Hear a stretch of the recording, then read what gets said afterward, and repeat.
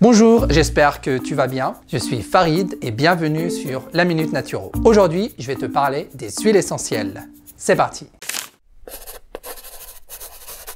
À ton avis, comment fait une plante pour se protéger des différentes agressions extérieures et des maladies? Eh bien, figure-toi qu'elle a une sorte de sérum médicinal dans ses différentes parties. Que ce soit dans les feuilles, les graines, les fruits, l'écorce, les racines, etc. Ce fameux sérum contient des molécules aromatiques que l'on extrait sous forme d'huile essentielle. Cette huile contient différents composants qui lui donnent des propriétés puissantes que l'homme a su exploiter depuis la nuit des temps.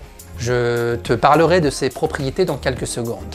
Mais avant, voyons ensemble comment l'homme s'y prend-il pour extraire cette fameuse huile essentielle des plantes. Deux méthodes principales sont utilisées: la distillation à la vapeur d'eau et l'expression à froid. La distillation à la vapeur d'eau, dite hydrodistillation, permet d'extraire l'essence naturelle en un liquide qui contiendra l'huile essentielle.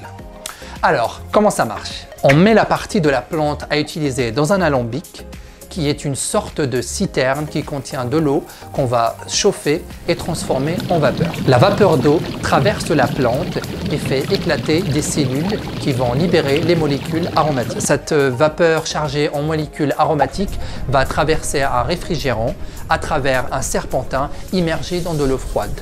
Cela aura pour effet de condenser la vapeur et de la faire passer à l'état liquide. Ce liquide va être conduit dans un essencier où va flotter à la surface l'huile essentielle qui est moins dense que l'eau, et le reste de l'eau est ce que l'on appelle l'hydrolat. Le rendement de ce procédé est très variable selon la plante, ce qui justifie la différence de prix entre les différentes huiles essentielles. Il faut par exemple 7 kg de clous de girofle pour produire 1 litre d'huile essentielle. Mais sais-tu quelle est l'huile essentielle la plus chère au monde? Eh bien, c'est celle obtenue à partir de l'hydrodistillation des pétales de rose de Damas. Car pour produire 1 litre de cette huile essentielle, il faut distiller 4 tonnes de pétales de rose. La deuxième méthode utilisée pour extraire l'huile essentielle est l'expression à froid ou la pression à froid.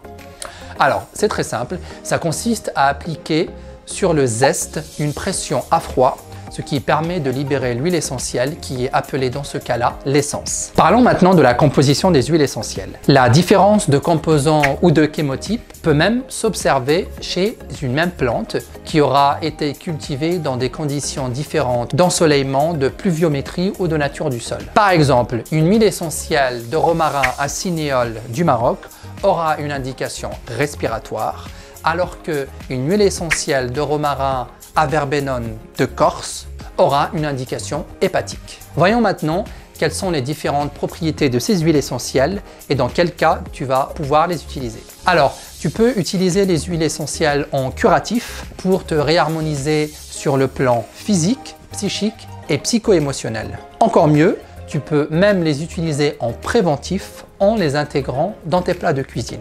Elles sont antiseptiques et antibactériennes, donc tu pourras également les utiliser pour nettoyer ta maison et la purifier. Quand tu veux utiliser une huile essentielle, assure-toi que sa posologie et son dosage soient bien respectés.